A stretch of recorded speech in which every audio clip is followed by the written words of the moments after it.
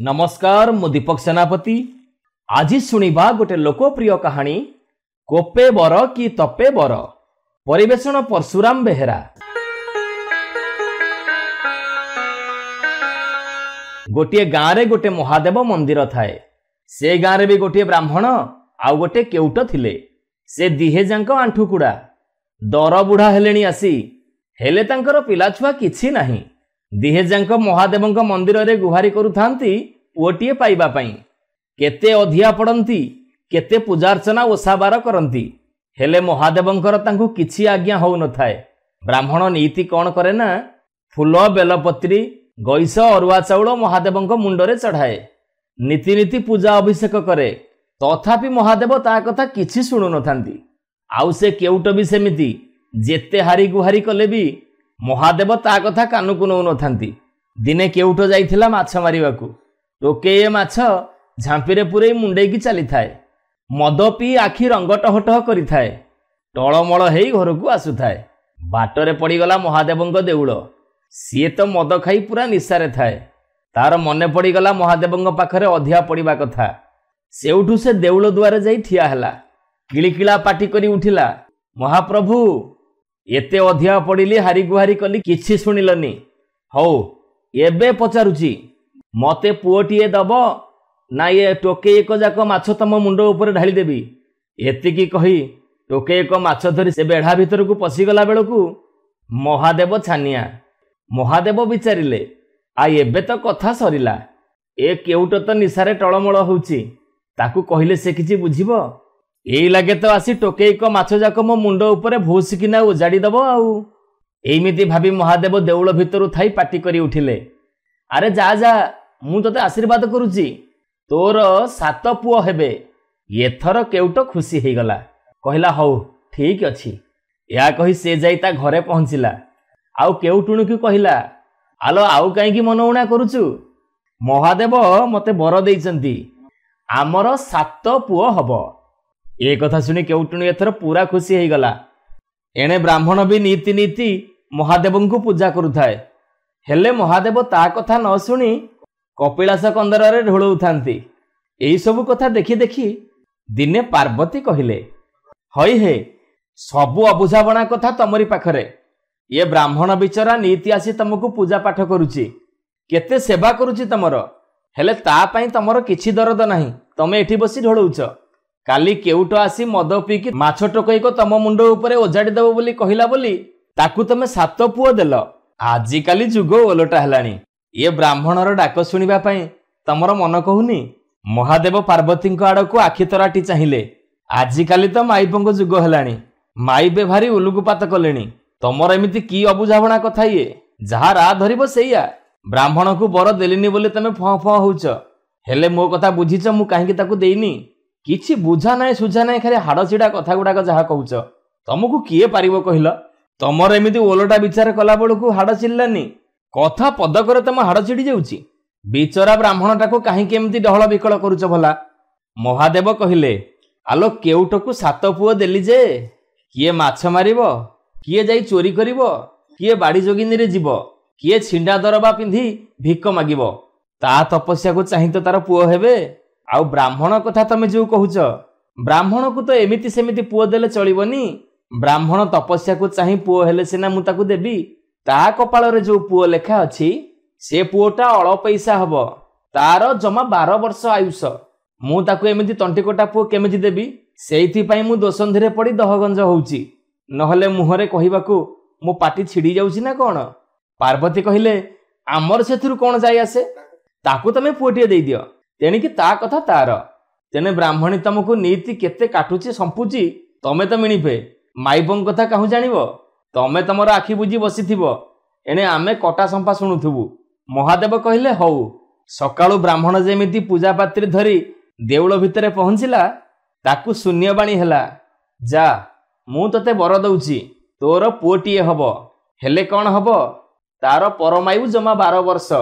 12 वर्ष पुरिला बासी दिन ताकू आउ केही अटकेई रखी परिबेनी।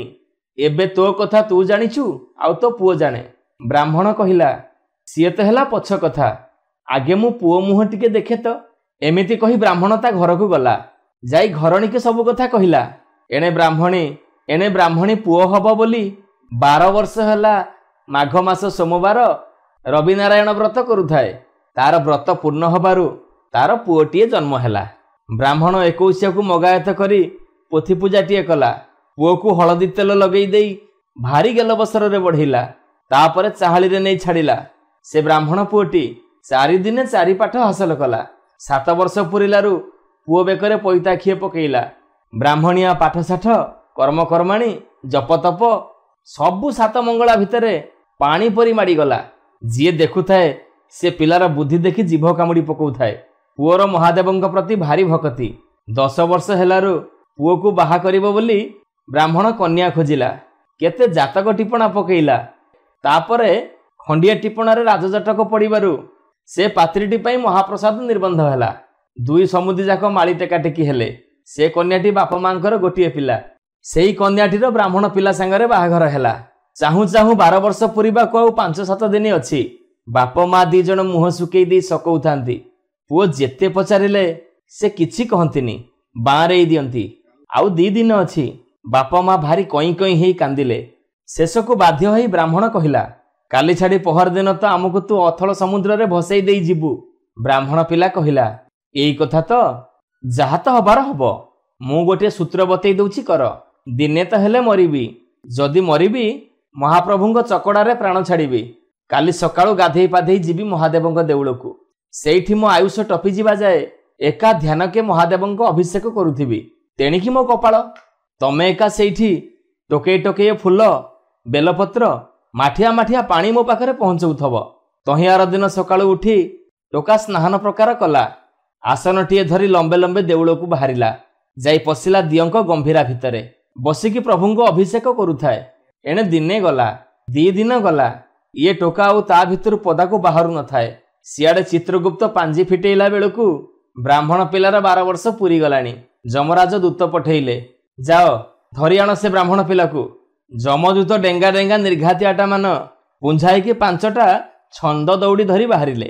ବ୍ରାହ୍ମଣ ଘରେ ଦେଖିଲା ବେଳକୁ ସେ ଟୋକାର ଅନ୍ତ ମିଳୁନି। ଖୋଜୁ ଖୋଜୁ ସୁରାଗରେ ବୁଝିଲେ ଯେ ସେ ଟୋକା ଦେଉଳ ଭିତରେ ପଶିଛି। କତରା ଘୋଡ଼େଇ ହେଲେ କି ଯମ ଛାଡ଼ିଦେବ ଭଲେ। ଯମଦୂତ ଯାକ ବିଚାରିଲେ, ଚାଲ ଦେଉଳ ଦୁଆରେ ଜଗିଥବା, ଦେଖିବା ସେ ଟୋକା କେତେ ପେଖନା ଖେଳିବ। ଦେଉଳରୁ ବାହାରିଲା ବେଳକୁ ପଛ ବୁହା କରି ତାକୁ ବାନ୍ଧି ବାହା ଦଣ୍ଡା ଧରି ଘୋଷାଡ଼ି ନେଇଯିବା। ଏହା କହି ସେମାନେ ଦେଉଳ ବାହାରେ ଜଗିଥାନ୍ତି। ମହାଦେବ ଚକଡ଼ାରେ ତ ଯମର ଅଧିକାର ନାହିଁ। ଯମଦୂତ ଭାରି ଅକଳରେ ପଡ଼ିଲେ। ଟୋକା ପଦାକୁ ବାହାରିଲେ ସିନା ତାକୁ ଘିଡ଼ି ଘିଡ଼ିକା କରିକି ଓଟାରି ନିଅନ୍ତେ। ସିଏ ତ ପଶିଛି ଗମ୍ଭୀରା ଭିତରେ। ଯମଦୂତ ସବୁ ପାଇକଛା ମାରି ପଦାରେ ବୁଲିଲେ, ହେଲେ ବ୍ରାହ୍ମଣ ପିଲା ପଦାକୁ ବାହାରିଲାନି। ଶେଷକୁ ଯମଦୂତ ମାନେ ଯାଇ ଯମ ଆଗରେ ଗୁହାରି କଲେ, ମଣିମା ଛାର ଟୋକା ବକଟେ, ଆମକୁ 7 ତୁଠରେ ପାଣି ପିଇ ସାଇଲାନି। ତାପରେ ଯମଙ୍କ ଆଗରେ ସବୁ ଘଟଣା କହିଲେ। ଯମ ଶେଷରେ ମଇଁଷି ଉପରେ ପଲାଣ ପକେଇ ନିଜେ ଆସି ପହଞ୍ଚିଲେ ଦେଉଳ ପାଖରେ। ଟୋକା ତ ତାର ଧ୍ୟାନରେ ଲାଗିଛି। ପଦାରେ ଯମଦେବତା ରଡ଼ି ପକାଉଥାନ୍ତି, ଆରେ ଏ ଟୋକା ପଦାକୁ ବାହାରିଆ। ବ୍ରାହ୍ମଣ ପିଲା କହୁଥାଏ, ମୋ ଅଭିଷେକ କ'ଣ ଅଧାପନ୍ଥିରିଆ କରି ଛାଡ଼ି ପଳେଇବି? ତମର ଯଦି ଏତେ କରାମତି ଅଛି ମତେ ଏଠୁ ଉଠେଇ ନଉନ। ମୁଁ ଜାଣୁ ଜାଣୁ ଅଭିଷେକ ଅଧା କରିଗଲେ ମୋର ଗୋହତ୍ୟା ବ୍ରହ୍ମହତ୍ୟା ପାପରେ ଭାଗି ହବ କିଏ?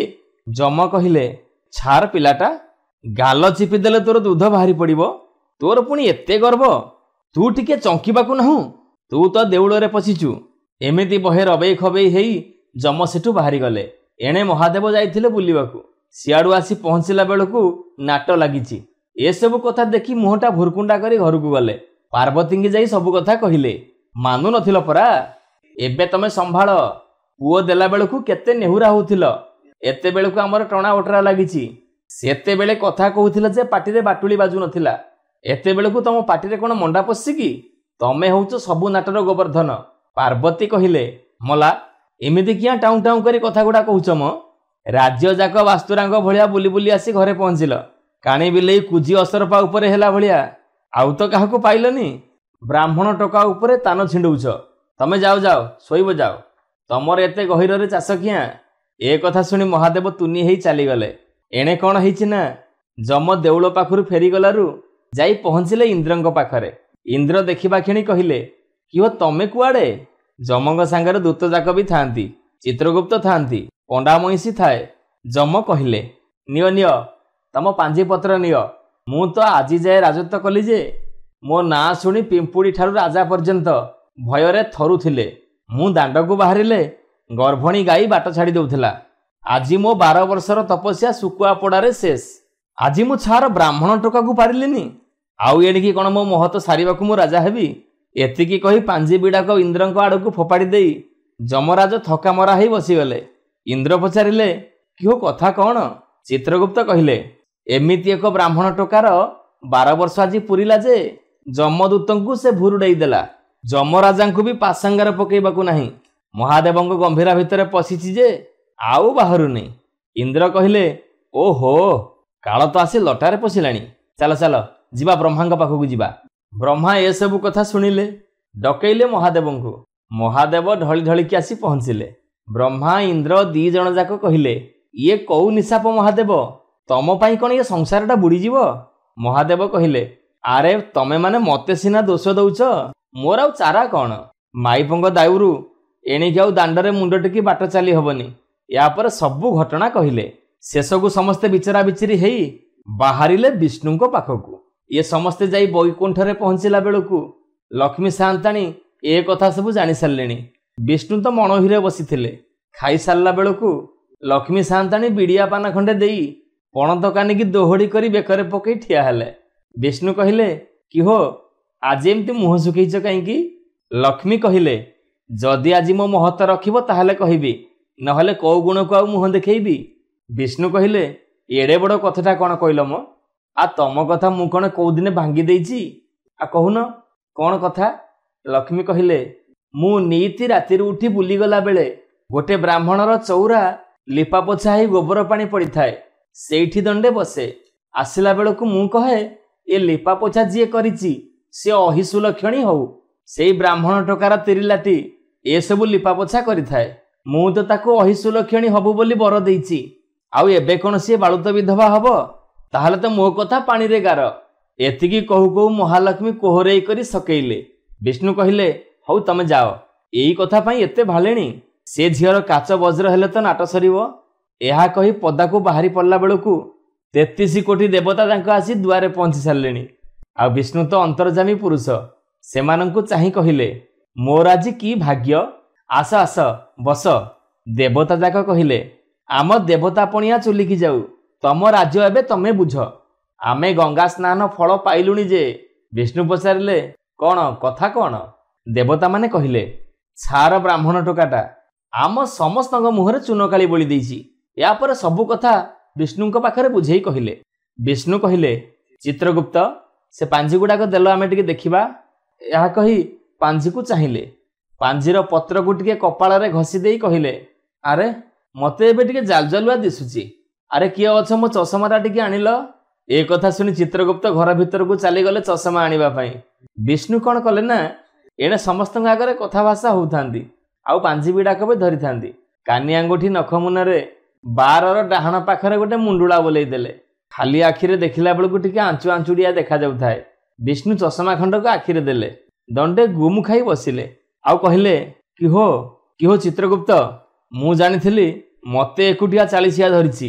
ଏହା କହି ସମସ୍ତଙ୍କ ଆଡ଼କୁ ଚଷମା ଖଣ୍ଡକ ବଢ଼େଇ ଦେଲେ। ଚିତ୍ରଗୁପ୍ତ ଚଷମା ଲଗେଇ ବ୍ରାହ୍ମଣ ଟୋକାର ପାଞ୍ଜିପତ୍ରକୁ ଚାହିଁ ଦେଖିଲେ। ତାର ଆୟୁଷ ତ ପୁରା 120 ବର୍ଷ।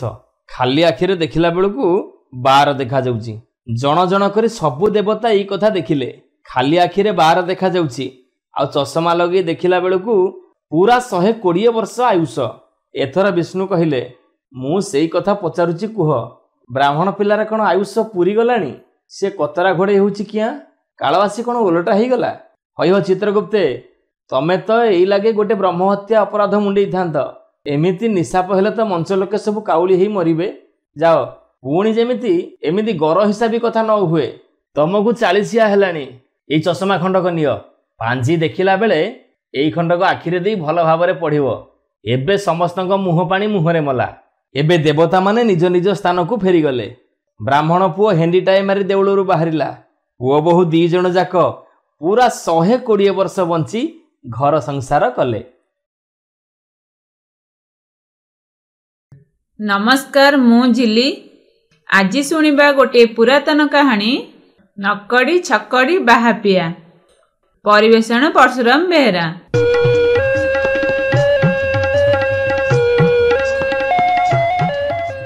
ଗୋटे ଦେଶରେ ଜଣେ ପଣ୍ଡିତ ଥାଆନ୍ତି।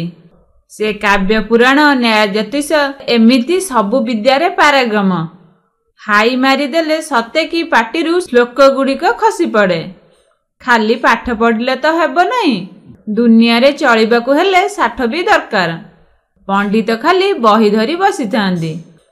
କେତେବେଳେ ବସି ପଣ ପଣ ଶ୍ଲୋକ ବି ଲେଖୁଥାନ୍ତି। ସତ ଛଡ଼ା କେବେ ମିଛ କହନ୍ତି ନାହିଁ। ସାକ୍ଷାତ ଧର୍ମ ଯୁଧିଷ୍ଠିର। ହଲିଲା ପାଣି କି ଗୋଡ଼ ବଢ଼ାନ୍ତି ନାହିଁ। ନିତିଦିନିଆ ତେଲ ଲୁଣ ସଂସାର କେମିତି ଚଳାଇବାକୁ ହବ ସେ କଥା କିଛି ନାହିଁ। ଫଳରେ ଦିନେ ଦିନେ ତାଙ୍କର ଚୁଲି ଉପରକୁ ହାଣ୍ଡି ଯାଏ ନାହିଁ। ଏବେ କାବ୍ୟ ପୁରାଣର ବୋଝ ଯେତିକି ବଢ଼ିଲା, ସଂସାର ଦିନକୁ ଦିନ ସେତିକି ତଳକୁ ଗଲା। ପଣ୍ଡିତିଆଣୀଙ୍କ ମନ ଭାରି ଖରାପ।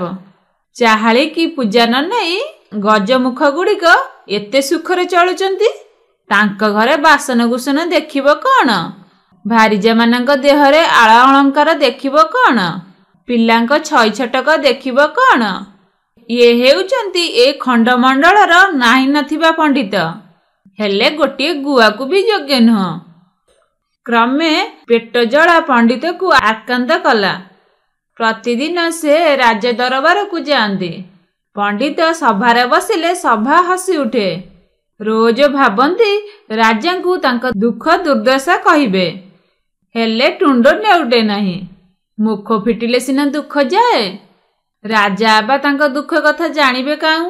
ବାପ ଅମଳର ପୋକ କଟା ପାଟ ଯୋଡ଼ ପିନ୍ଧି ଟଙ୍କା ପରି ଏକ ଚନ୍ଦନ ଟୁପା ଲଗାଇ ଶ୍ଲୋକ ବିଡ଼ାଟି କାଖରେ ଜାକି ପଣ୍ଡିତ ଯେମିତି ଟଙ୍ଗ ଟଙ୍ଗ ହୋଇଯାଆନ୍ତି, ତୁଚ୍ଛା ହାତରେ ସେମିତି ଫେରି ଆସନ୍ତି। ସେଇ ଗାଁରେ ଆଉ ଜଣେ ଲୋକ ଥାଏ। ତାର ପାଠ ଘର ସିନା ଶୁଣୁ, ଷାଠ କଚେ ପୁଅ ବାର। ନାଁଟି ତାର ନକଡ଼ି ଛକଡ଼ି ବାହାପିଆ। ଆକାଶରୁ ତୋଳି ଆଣି କଥା କହେ, ଭାରି ବାହାପିଆ। ଆଡ଼ା ଚଉଡ଼ା 25 କାହାଣ, ଭାରି ମୁହଁ ଟାଣ। ରହସ୍ୟ କଥା କହିବାକୁ ତ ସେଇ ହସେଇ ହସେଇ ପେଟ ଫଟେଇ ଦିଏ। ସେ ନୀତି ଦରବାରକୁ ଯାଏ। କୋଉ କଥା କୋଉ ଦିନ ରାଜାଙ୍କ ମନକୁ ଘେନିବ ତାକୁ ଜଣା। ରାଜା ଖୁସି ହୋଇ ତାକୁ ଟଙ୍କା ପଇସା ଦିଅନ୍ତି।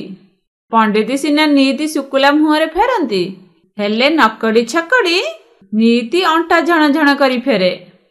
ପଣ୍ଡିତ ନୀତି ବାହାପିଆର ଅଣ୍ଟା ଝଣ ଝଣ ଦେଖି ଦିନେ ତାକୁ ଆପଣା ଦୁଃଖ କହିଲେ। ସେଦିନ ଖୁଦ ଗଣ୍ଡିଏ ବି ଘରେ ନଥାଏ। ପଣ୍ଡିତିଆଣୀ ପଣ୍ଡିତ ଉପରେ ବହେ ଝଡ଼େଇ ଦେଇଥାନ୍ତି। ବାହାପିଆ ସବୁ ଶୁଣି ମୁରୁକି ହସ ଦେଇ କହିଲା, ପଣ୍ଡିତେ, ଟଙ୍କା ରୋଜଗାର ତ ସାମାନ୍ୟ କଥା। ଯିଏ ସିଏ ରୋଜଗାର କରୁଛନ୍ତି, ଏଇଥିପାଇଁ ଆପଣଙ୍କ ଭଳି ପଣ୍ଡିତ ଏତେ ଭାବନା କରୁଛନ୍ତି। ରାଜା ଗଜା ଯାହା ବୁଝନ୍ତି ସେଇଆ। କିଛି ଗୋଟେ ଆଶ୍ଚର୍ଯ୍ୟ କଥା କହି ତାଙ୍କ ମନ ଭୁଲେଇ ପାଇଲେ ହେଲା। ଆପଣଙ୍କୁ ବା କୋଉ କଥା ଅମାଲୁମ? ପଣ୍ଡିତ କହିଲେ, ମତେ ସେ ସବୁ ଆସୁଥିଲେ, ତତେ ଆଉ ପଚାରନ୍ତି କାହିଁକି? ପାଠ ମୋର ସବୁ ଆକାମୀ, ଜାଳ ଗୋଛାକୁ ବି ସରି ନୁହଁ। ସଂସାର ନାବ ଆସି ମଝି ଦରିଆରେ ବୁଡ଼ିବାକୁ ବସିଲାଣି। ବାହାପିଆ କହିଲା, ପଣ୍ଡିତ ଆଜ୍ଞା, ଆପଣଙ୍କୁ ଟିକେ ମିଛ କହିବାକୁ ପଡ଼ିବ। ପଣ୍ଡିତ ଏବେ ଜୀବ କାମୁଡ଼ି ପକାଇ କହିଲେ, ଆରେ ରାମ ରାମ, ସେ କଥା ମତେ କହ ନାହିଁ। ମିଛ କହି ପଇସା ରୋଜଗାର କରିବା ଅପେକ୍ଷା ନ ଖାଇ ନ ପିଇ ମରିବା ଭଲ। ବାହାପିଆ କହିଲା, ଆଜ୍ଞା ମୋ କଥା ଶୁଣନ୍ତୁ। ଖାଣ୍ଟି ସତରେ ଦୁନିଆ ଚଳେ ନାହିଁ। ଧର୍ମ ଯୁଧିଷ୍ଠିର ବେଳ ପଡ଼ିବାରୁ ମିଛ ପଦେ କହିଥିଲେ। ପଇସା ସାଙ୍ଗରେ ମିଛ ମିଶିକରି ଅଛି। ଏ ଦୁନିଆରେ ବଞ୍ଚିବାକୁ ହେଲେ ମିଛ କହିବାକୁ ପଡ଼ିବ। ମିଛ ନ କହି ତ ଆପଣଙ୍କର ଏ ଦଶା। ପଣ୍ଡିତ କହିଲେ, ତେବେ ତୁ ବତେଇ ଦିଏ ମୁଁ କ'ଣ କହିବି। ଏବେ ବାହାପିଆ କହିଲା, ଆଜ୍ଞା, କାଲି ଦରବାରକୁ ଟିକେ ବିଳମ୍ବରେ ଯିବ। ରାଜା ଯେବେ କ'ଣ କହିବେ ତ ଆପଣ କହିବେ। ଆକାଶରେ ଗୋଟିଏ ବିରାଡ଼ି ବୋବେଇ ବୋବେଇ ଯାଉଥିଲା। ମୁଁ ତାକୁ ହିଁ ଚାହିଁଥିଲି, ସେଇଥିପାଇଁ ଡେରି ହେଇଗଲା ଆଉ। ପଣ୍ଡିତ ତ ମିଛ କହନ୍ତି ନାହିଁ। ପୁଣି ଏ କଥା ତ ବଡ଼ ଅସମ୍ଭବ ଲାଗିଲା। ରାତି ଯାକେ ଥରକୁ ଥର ନିଦ ଭାଙ୍ଗି ଯାଉଛି, ଆଉ ସେ ଘୋଷି ହେଉଛନ୍ତି। ଆକାଶରେ ଗୋଟିଏ ବିରାଡ଼ି ବୋବଉଥିଲା। ତହିଁ ଆର ଦିନ ପଣ୍ଡିତେ ନାଶ ଟିକେ ଶୁଙ୍ଗି ଶୁଙ୍ଗି ଟହଲି ଟହଲି ବଡ଼ ଡେରିରେ ଯାଇ ସଭାରେ ପହଞ୍ଚିଲେ। ବଡ଼ ଅନ୍ୟମନସ୍କ। ରାଜା ପଚାରିଲେ, କି ହେ ପଣ୍ଡିତେ, ଆଜି ଏତେ ବିଳମ୍ବ କାହିଁକି? ପଣ୍ଡିତେ ସାଙ୍ଗେ ସାଙ୍ଗେ କହିଲେ, କ'ଣ କି ଆଜି ଆକାଶରେ ଗୋଟିଏ ବିରାଡ଼ି ବୋବେଇ ବୋବେଇ ଉଡ଼ି ଯାଉଥିଲା। ସେଇଆକୁ ଅନେଇ ଅନେଇ ମୋର ଡେରି ହେଇଗଲା। ରାଜା ରାଗରେ ପଣ୍ଡିତଙ୍କ ଗୋଡ଼ରୁ ମୁଣ୍ଡ ଯାକେ ଚାହିଁଗଲେ। କହିଲେ, ପଣ୍ଡିତେ, ଏଇଟା ଗୁଲି ଖଟି ନାହିଁ, ଏଇଟା ରାଜ୍ୟସଭା। ଆଜି ଟିକେ ଭାଙ୍ଗର ଭାବ ଟିକେ ବଢ଼ିଯାଇଛି କି? ମୁଣ୍ଡ ଖରାପ ନହେଲେ କେହି ଏମିତି କଥା କହନ୍ତି ନାହିଁ। କିଏ ଅଛରେ? ପଣ୍ଡିତଙ୍କୁ ନେଇ ପାଗଳା ଗାରଦରେ ରଖିଦେବଟି। ଏଥର ପଣ୍ଡିତଙ୍କ ବୁଦ୍ଧି ହଜିଲା। ନକରି ଛକରି ବାହାପିଆଠୁ ଯେତିକି ଶିଖିଥିଲେ ସେତିକ ସିନା କହିଦେଲେ, ଆପରେ କ'ଣ କହିବାକୁ ପଡ଼ିବ ଠିକ୍ କରିପାରିଲେ ନାହିଁ। ହାତ ଗୋଡ଼ ଥରିଲା। ନ୍ୟାୟ, ଦର୍ଶନ, କାବ୍ୟ, ଜ୍ୟୋତିଷ ଆଦି ସବୁ ପାଠ ଲୁହ ହୋଇ ବୋହିଗଲା। ହାତରେ କଡ଼ି ଗୋଡ଼ରେ ବେଡ଼ି ଦେଇ କଟୁଆଳ ତାଙ୍କୁ ଗାରଦକୁ ଘେନି ଯିବାକୁ ବସିଛି ତ ଏଇ ସମୟରେ ବାହାପିଆ ଆସି ପହଞ୍ଚିଗଲା। କହିଲା, ଏ କ'ଣ ଏଡ ବଡ଼ ପଣ୍ଡିତକୁ ଏଡ ବଡ଼ ଦଣ୍ଡ କାହିଁ ଦିଆଯାଉଛି? ସାକ୍ଷାତ ଧର୍ମ ଯୁଧିଷ୍ଠିର। ଜନ୍ମରୁ ସେ ପଦେ ହେଲେ ମିଛ କହନ୍ତି ନାହିଁ। ତାଙ୍କର ପୁଣି ଏ ଦଶା। ସତ୍ୟବତ ଲୋକଙ୍କୁ ଦଣ୍ଡ ଦେଲେ ଧର୍ମ ସହିବଟି? ଆଉ ଏ ରାଜ୍ୟ ରହିବଟି? 3 ଓଳିରେ ଓଳିଏ ନ ଖାଇଲେ ସୁଦ୍ଧା ଆଜି ଯାଏଁ ପଣ୍ଡିତଙ୍କ ତୁଣ୍ଡ ଛାମୁଙ୍କ ପାଖରେ ନେଉଟେ ନାହିଁ। ସିଏ ପୁଣି ଛାମୁଙ୍କୁ ମିଛ କହନ୍ତେ? ପଣ୍ଡିତ ଯାହା କହୁଛନ୍ତି ସବୁ ସତ କଥା। ଗୋଟିଏ ବିଲେଇ ଛୁଆ ଦାଣ୍ଡରେ ବୁଲୁଥିଲା, ତାକୁ ଶାଗୁଣା ଝାମ୍ପି ନେଲା। ପଣ୍ଡିତ ତ ସେଇଆକୁ ଚାହିଁ ଅବାକ ହୋଇ ବସିଥିଲେ। ଆଉ ସେହି ଘଟଣାଟି ଆସି ଛାମୁଙ୍କୁ କହିଛନ୍ତି। ଛାମୁ କଥାର ମର୍ମ ନ ବୁଝି ପଣ୍ଡିତକୁ ବନ୍ଧେଇ ସାରିଲେଣି। ଏଇ ଦେଖନ୍ତୁ ତ, ଏଡ ବଡ଼ ପଣ୍ଡିତ। ଭୟରେ ଛାମୁଙ୍କୁ ଲେଉଟେଇ ଜବାବ ନ ଦେଇ କାନ୍ଦି କାନ୍ଦି ଲହୁଲୁହାଣ ହେଲେଣି। ଆହା, ଆଜି ଗୋଟିଏ ରିଷ୍ଟ ଥିଲା ପଣ୍ଡିତଙ୍କ ଭାଗ୍ୟରେ। ସକାଳେ କା ମୁହଁ ଚାହିଁଥିଲେ କେଜାଣି? ରାଜା ଏ କଥା ଶୁଣି ନିଜର ଭୁଲ ବୁଝିପାଇଲେ। ପଣ୍ଡିତଙ୍କ ବନ୍ଧନ ଫିଟେଇ ଦେଲେ। ଆଉ ସେଇଦିନଠୁ ବୁଝିଲେ ରାଜ୍ୟସଭାକୁ ପଣ୍ଡିତ ନିତି ଆସି ଖାଲି ହାତରେ ଫେରି ଯାଉଛନ୍ତି। ତାଙ୍କ ରାଜ୍ୟରେ ଏତେ ବଡ଼ ପଣ୍ଡିତ ଭୋକ ଉପାସରେ ଦିନ କାଟୁଛନ୍ତି। ଏଇଟା ଗୋଟେ ଲଜ୍ଜାର ବିଷୟ। ସେଇ ଦିନଠୁ ସେ ପଣ୍ଡିତଙ୍କ ଘର ଟଙ୍କା ସୁନାରେ ଭରିଦେଲେ। ପଣ୍ଡିତଙ୍କର ଆଉ କିଛି ଅଭାବ ରହିଲା ନାହିଁ। ଏଣିକି ସେ ନିଶ୍ଚିତରେ ବସି ବିଦ୍ୟା ଚର୍ଚ୍ଚା କରିବାକୁ ଲାଗିଲେ।